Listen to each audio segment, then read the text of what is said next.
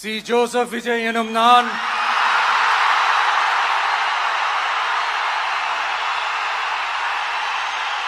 தமிழ்நாட்டினுடைய புதிய முதலமைச்சராக பதவியேற்றிருக்கின்றார் சி. ஜோசப் விஜய். இன்று முதல் முதலமைச்சர் சி. ஜோசப் விஜய் என்றும் முதலமைச்சர் விஜய் என்று சொல்லியும் அவர் உத்தியோகபூர்வமாக அழைக்கப்படுவார். அவர்தான் தமிழ்நாட்டினுடைய புதிய முதலமைச்சர். இந்த பதவியை ஏற்காக்க முதல் நடந்த சம்பவங்கள் என்னென்ன பிரச்சனைகள் எல்லாம் நடந்துன்னு சொல்லி நாங்கள் ஏற்கனவே போதும் என்ற அளவுக்கு வீடியோக்களை பார்த்துருக்கிறோம். ஆனால் இந்த காணொலியில் நாங்கள் பார்க்க போகிற விஷயமே முற்றிலும் வித்தியாசமானது. அதை என்னென்று பார்க்க முதல்ல புதிய முதலமைச்சர் சி. ஜோசப் விஜய் அவர்களுக்கு எங்களுடைய வாழ்த்துக்களை நாங்கள் தெரிவித்துக் கொள்வோம். ஏன்னு சொன்னால் புதிதாக ஒரு புரட்சிகரமான ஒரு அரசாங்கமாக இது உருவாகி இருக்கிறது. அந்த உருவாகி வந்த விதமே ஒரு சாதனை படைத்ததாக இருக்கிறது. கட்சி ஆரம்பித்து முதலாவது தேர்தல் நேரம் முதலமைச்சர் தான். இந்த சினிமா படங்கள்ல எல்லாம் வசனம் இருந்தானே, ஓஹோ நீங்கள் ஒரு கவுன்சிலராக கூட வர மாட்டீங்க, நேர முதலமைச்சர், உங்களுக்கு முதலமைச்சர் பதவி தான் வேணும். இந்த மாதிரி சினிமா படங்களை டயலாக் எல்லாம் நாங்கள் கேள்விப்பட்டுக்கிறோம். இப்போ பார்த்தீங்கன்னு சொன்னால் அது உண்மையாக தான் இருக்குது. கட்சி ஆரம்பித்து முதலாவது தேர்தல் நேர முதலமைச்சர் பதவி.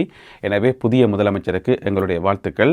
பொதுவாக ஒரு ஊடகத்தில் இருக்கிற எங்களுக்கு என்ன எதிர்பார்ப்புன்னு சொன்னால் மக்கள் நல்லா இருக்கணும், அவ்வளோதான் கதை. மக்களுடைய வாழ்க்கை நல்லா இருக்கா, மக்களுக்கு ஏதாவது குறை குற்றங்கள் இருக்கா, அதை அரசாங்கம் தவறு விடுதா, இந்த மாதிரியான விஷயங்களை கவனித்து சொல்கிறது தானே. அந்த அடிப்படையில் மக்கள் நல்லா இருக்கணும், மக்களுக்கு கொடுத்த வாக்குறுதிகள் எல்லாம் நிறைவேற்றப்படணும். மக்கள் இதுவரை பார்க்காத ஒரு புதிய வித்தியாசமான நல்ல அரசாங்கத்தை கொடுக்க வேண்டிய கடமை முதலமைச்சர் விஜய் அவர்களுடைய கைகளில் இருக்குது. இதை அவரே பல தடவைகள் சொல்லியிருக்கின்றார், என்னென்ன விஷயங்கள் எல்லாம் தான் செய்ய போறேன் என்று சொல்லி. எனவே சொன்னது எல்லாத்தையும் அவர் நிறைவேற்றணும் என்றது எங்களுடைய ஒரு வேண்டுகோள். அதே வேளையில் புதிய நிர்வாகத்துக்கு, புதிய முதலமைச்சருக்கு எங்களுடைய வாழ்த்துக்களை தெரிவித்துக் கொள்வோம். இன்றைக்கு நேரு ஸ்டேடியத்தில் காலம 10 மணிக்கு பிறகு சி. ஜோசப் விஜய் ஆகிய நான் என்று சொல்லி அவர் பதவியேற்ற அந்த நிமிஷத்தில் இருந்தே எல்லோர் மத்தியிலேயும் மகிழ்ச்சி, சந்தோஷம், உற்சாகம், அவருடைய ரசிகர்கள் மற்றது மக்கள் எல்லாருக்குமே உற்சாகமாக இருந்த அதே நேரம் சர்ச்சைகளும் கூடவே ஆரம்பித்திருந்தன. என்னென்ன சர்ச்சைகள், எப்படி நடந்தது, அதில் உள்ள பிரச்சனைகள் என்ன என்று சம்பந்தமாக விரிவாக பார்க்கலாம். முதலாவது அவர் அந்த சத்திய பிரமாணம் எடுத்தார் தானே, சி. ஜோசப் விஜய் ஆகிய நான் என்று சொல்லி. அந்த சத்திய பிரமாணம் எடுத்த விதமே சினிமா படத்தில் வர டயலாக் மாதிரி, பஞ்ச் டயலாக் மாதிரி, ஒரு ஹீரோ கதைக்கிற மாதிரி இருந்தது என்று சொல்லி, இதென்ன அரசாங்க விழாவா, ஒரு முதலமைச்சர் இப்படியா சத்திய பிரமாணம் எடுக்கிறது, இந்த மாதிரியான கருத்துக்கள் நிறைய பார்க்கக்கூடியதாக இருந்தது. இதில் நாங்கள் கவனிக்க வேண்டிய விஷயம் என்னென்னு சொன்னால், இந்த மாதிரியான ஒரு இடத்துக்கு வரணும், இதில் இப்படியான ஒரு சத்திய பிரமாணம் எடுக்கணும்ன்றது தனியாக விஜய் அவர்களுடைய கனவு மட்டுமில்லாமல் அவருடைய கோடிக்கணக்கான ரசிகர்களுடைய கனவும். இந்த ஒரு வார்த்தைக்காக காத்திருக்கிறோம் அண்ணான்னு சொல்லி எல்லா இடம் அவருடைய ரசிகர்கள் அவருடைய ரசிகர்களே உங்களுக்கு தெரியும், ஜென்சி ஹிட் என்று சொல்லுவோம். எனவே அவர்களுக்கு இந்த மாதிரி பேசினாத்தான், இப்படி ஒரு ஸ்டைலில் உரையாற்றினா தான் அது அவர்களுக்கு பிடிக்கும், அவர்களோட இயல்பாக கனெக்ட் ஆகும். அளவெடுத்து நாங்கள் இதுவரை காலமும் பார்த்த மாதிரி ஒரு அமைதியான குரலில், ஒரு சாந்தமான குரலில் முதலமைச்சராகிய நான் இந்த மாதிரி பொறுப்பேற்கிறேன், இந்த மாதிரி கதைச்சா அது அவர்களோட கனெக்ட் ஆகாது. எனவே அவர்களுக்கு ஏற்றபடி, அவர்களுக்கு பிடிச்ச விதமாக நாங்கள் வென்று விட்டோம், நாங்கள் சாதித்து காட்டிவிட்டோம் என்றதை ஒரு கட்டியை கூறுற விதமாக அவருடைய அந்த பதவியேற்பு உரை இருந்தது. அது அவர்களுக்காகவே நிகழ்த்தப்பட்டது. எனவே அதில் தவறு சொல்றதுக்கு எதுவுமே இல்லை. அது மட்டும் இல்லாமல் நாங்கள் கவனிக்க வேண்டிய விஷயம் என்னன்னு சொன்னால், அரசியல் அமைப்பை இடிக்குதா, அரசியல் அமைப்புக்கு முரணாக இருக்குதா, கான்ஸ்டிடியூஷன் இருக்கு தானே, அதுக்கு முரணாக ஏதாவது இருக்கான்னு கேட்டால் அப்படி இல்லை. அரசியல் அமைப்பில் சொல்லப்படையில் ஒரு முதலமைச்சர் பதவியேற்கக்குள்ள இந்த டோனில் தான் கதைக்கணும், இப்படித்தான் கதைக்கணும், இந்த மொடியுலேஷனில் தான் கதைக்கணும்னு சொல்லி எதுவுமே இல்லை. எனவே அதில் குறை சொல்றதுக்கு எதுவுமே இல்லை. அதை விட மிக முக்கியமானது சத்திய பிரமாணம் ஒரு பேப்பரை கூட பார்க்கல, கீழே குனிஞ்சு பார்க்கல, மேசையில் இருக்கும் எழுதப்பட்டு, பெரிய சைஸ் எழுத்தில் எழுதப்பட்டு, ஒரு சொல்ல கூட தவறாக உச்சரிக்க கூடாதுன்றதுக்காக மிக தெளிவாக எழுதப்பட்டு கீழே வச்சிருக்கும் அந்த மேசையில். ஆனால் முதலமைச்சர் விஜய் கீழே குனிஞ்சே பார்க்கல, அந்த பேப்பரையே பார்க்கல. அவருக்கு ஏற்கனவே நல்ல வடிவம் மனப்பாடமாக இருந்திருக்கிறது அந்த சத்திய பிரமாணம். அப்போ நீண்ட காலமாக முதலமைச்சராக வரணும், இப்படியான ஒரு சத்திய பிரமாணம் எடுக்கணும்ன்றது அவற்றை மனசில் மிக ஆழமாக பதிஞ்ச ஒரு விஷயமாக இருந்திருக்கணும். அதனால தான் அவ்வளவு துல்லியமாக ஒவ்வொரு சொல்லையும் சரியாக பாடமாக்கி அந்த ஒரு எக்ஸ்பிரஷனோட சொல்லியிருந்தார். விருப்பு வெறுப்பை விலக்கி பலதரப்பட்ட மக்கள் அனைவருக்கும் நேர்மையானதை செய்வேன் என்றும் ஆண்டவன் மீது ஆணையிட்டு உறுதிமொழிகிறேன். என்ன பிரச்சனை சொன்னால் விஜய் மேலே வைக்கப்படுற பெரும்பாலான குற்றச்சாட்டு என்ன சொன்னால் மேடைகளில் பேசக்குள்ள வந்து பேப்பரை பார்த்து படிக்கிறார், துண்டு பேப்பரை பார்த்து படிக்கிறார், துண்டு பேப்பர் இல்லாமல் அவரால் ஒரு வார்த்தை கூட சொல்ல முடியாது. இந்த மாதிரி கணக்க விமர்சனங்கள் வந்து கடந்த காலங்கள் இருந்தது. இப்போ பார்த்தீங்கன்னு சொன்னால் சத்தியப்பிரமாண வசனத்தை வந்து பாடமாக்கி அப்படியே ஒப்புவிச்சுக்கார். அது ஒரு வித்தியாசமான மாற்றமாக இருந்தது. அடுத்தது பார்த்தீங்கன்னு சொன்னால் அவருடைய ட்ரெஸ் கோட்.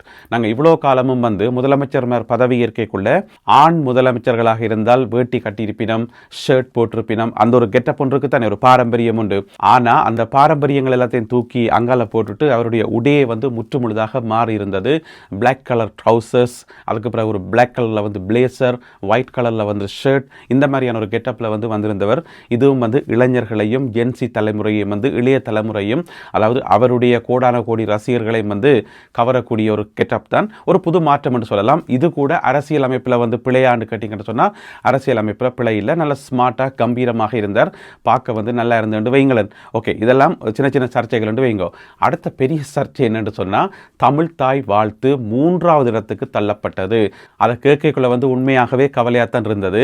தமிழ் பற்றிருக்கிற எல்லாருக்குமே வந்து ஒரு அதிர்ச்சியாகத்தான் இருக்கும். ஆனால் அதுலேயும் ஒரு சின்ன விளக்கம் இருக்குன்னு சொன்னால், முதல்ல இந்த நிகழ்ச்சி நடந்தது தான் இன்றைக்கு பதவியேற்பு விழா. இதை நடத்தினது வந்து தமிழக அரசு கிடையாது, விஜய் தலைமையிலான தமிழக அரசு கிடையாது, அல்லது தமிழக வெற்றி கழகம் கட்சி கிடையாது. இந்த நிகழ்ச்சியை நடத்தியது முழுக்க முழுக்க ஆளுநர் மாளிகை. அவர்களால் தான் இது ஏற்பாடு செய்யப்பட்டது. சகல விதமான புரோட்டோகாலும் வந்து அவர்களால் உருவாக்கப்பட்டது. அவர்கள் தான் தீர்மானிப்பார்கள் இதென்ன, அடுத்தது என்ன, யார் என்ன செய்யணும், யார் எங்கே இருக்கணும், யாரை அழைக்கணும், இந்த மாதிரி எல்லா விதமான ஏற்பாடுகளையும் செய்தது ஆளுநர் மாளிகையை தவிர தமிழக அரசாங்கம் இல்லை. எனவே இன்றைக்கு நடந்த பதவியேற்பு விழாவில் தமிழ்த்தாய் வாழ்த்து 3வது இடத்துல வச்சு பாடப்பட்டது விஜயினுடைய கண்ட்ரோலில் இல்லை. சுருக்கமாக சொல்லப்போனால் அதுக்கும் அவருக்கும் வந்து எந்த சம்பந்தமும் இல்லை என்று கூட நாங்கள் சொல்லலாம். ஆனால் நாளையிலிருந்து நடக்க போகிற ஒவ்வொரு அரச நிகழ்ச்சியிலையும் அரசாங்கத்தால் ஏற்பாடு செய்யப்படுற நிகழ்ச்சிகளையும் வந்து தமிழ்த்தாய் வாழ்த்து முதலிடத்தில் வச்சு பாடப்படணும். அதை வந்து புதிய அரசாங்கம் வந்து உறுதிப்படுத்தணும். அதில் பிளவிட்டாத்தான் நாங்கள் கேள்வி கேட்கணும். ஏன்னு சொன்னால் இதை முழுக்க முழுக்க திட்டமிட்டது நீங்கள், நிகழ்ச்சியை நடத்துறது நீங்கள். உங்களுக்கு தெரியாதா தமிழ்த்தாய் வாழ்த்து எங்கே பாடுறேன்னு சொல்லி நாங்கள் ஆக்ரோஷமான கேள்விகளை வந்து எழுப்பலாம் என்று சொன்னால் நாளையில இருந்து.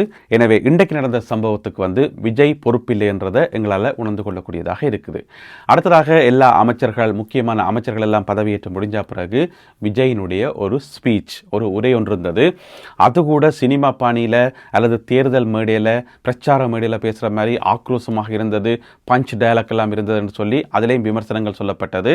ஆனால் நான் ஏற்கனவே சொன்ன மாதிரி அது அவருடைய ஸ்டைலே அதுதான். இப்போ பார்த்தீங்கன்னு சொன்னால் நிறைய பழைய சம்பிரதாயங்கள் எல்லாம் வந்து உடைச்செறியப்பட்டிருக்கிறது. அதாவது ட்ரெஸ் கோட்டில் இருந்து நிறைய விஷயங்கள் வந்து அந்த அரச சம்பிரதாயங்கள் மட்டும் மீற முடியாது, அதை தவிர மிச்ச நிறைய சம்பிரதாயங்கள் வந்து உடைச்செறியப்பட்டிருக்கிறது. எனவே அவருடைய ஸ்பீச் வந்து என்ன டோனில் இருந்தது, என்ன மொடியுலேஷனில் இருந்ததுன்னு சொல்லி நாங்கள் அதை ஆராயிறதை விட்டுட்டு அவர் தன்னுடைய உரையில் வந்து என்ன சொன்னார்ன்றதை நாங்கள் பார்க்கணும். முதலாவது வந்து வெள்ளை அறிக்கை, அதே வந்து பெரிய சர்ச்சையாக இருக்கிறது. அதாவது பழைய அரசாங்கம் வந்து இப்போ பதவி விலகி போன அரசாங்கம் இருக்குது தானே, அந்த அரசாங்கம் எவ்வளவு கடன்களை வாங்கி குவித்து வைத்திருக்கிறார்கள், கஜானா எப்படி இருக்குது, காசு இருக்குதா இல்லையா என்பது சம்பந்தமாக நான் ஒரு வெள்ளை அறிக்கை ஒன்றை விடுவேன். ஏன்னு சொன்னால் அது வந்து வெளிப்படையாக இருக்கணும், ஒரு டிரான்ஸ்பரண்டாக இருக்கணும். அதாவது மக்களுக்கு தெரியணும் அங்கே அரசாங்கத்துக்குள்ளே வந்து என்ன நடக்குது, காசு இருக்கா இல்லையா, என்ன துறை, ஒவ்வொரு துறையிலையும் வந்து என்னென்ன சம்பவங்கள் எல்லாம் நடந்திருக்குன்னு சொல்லி மக்களுக்கு தெரிய வரும்போது மக்களுக்கும் அரசாங்கத்துக்கும் இடையிலான அந்த கேப், அந்த இடைவெளி வந்து குறைக்கப்படும். ஏன்னு சொன்னால் இது வந்து மக்களால் மக்களுக்காக உருவாக்கப்பட்ட அரசாங்கம் என்றது தானே இந்த அரசாங்கத்தினுடைய ஒரு தாரக மந்திரமாக இருக்குது. எனவே மக்களுக்கு வந்து எல்லாம் தெரியணும் அரசாங்கத்தில் வந்து எவ்வளோ காசு இருக்குன்னு சொல்லி அதை வந்து வெளிப்படையாக அதை மெயின்டெனன்ஸ் பண்ணுறது வந்து உண்மையில நல்ல விஷயம். இதுக்கு வந்து இலங்கையில் நடந்த நிறைய மாற்றங்களை வந்து நாங்கள் உதாரணமாக சொல்லலாம். ஏகேடி அரசாங்கம் வந்து பொறுப்பேற்று கொஞ்ச நாள்லேயே பார்த்தீங்கன்னு சொன்னால் ஒரே லிஸ்ட்டாக வெளியிட்டபடி, பாராளுமன்றத்திலையும் வெளியிலேயும் வந்து ஒரே பட்டியலாக வெளியிட்டபடி என்னென்னு சொன்னால் கடந்த கால அரசாங்கங்களில் நடந்த நிறைய முறைகேடுகள், நிறைய லஞ்ச ஊழல்கள் எல்லாத்தையும் வந்து அம்பலப்படுத்தி பட்டியல்.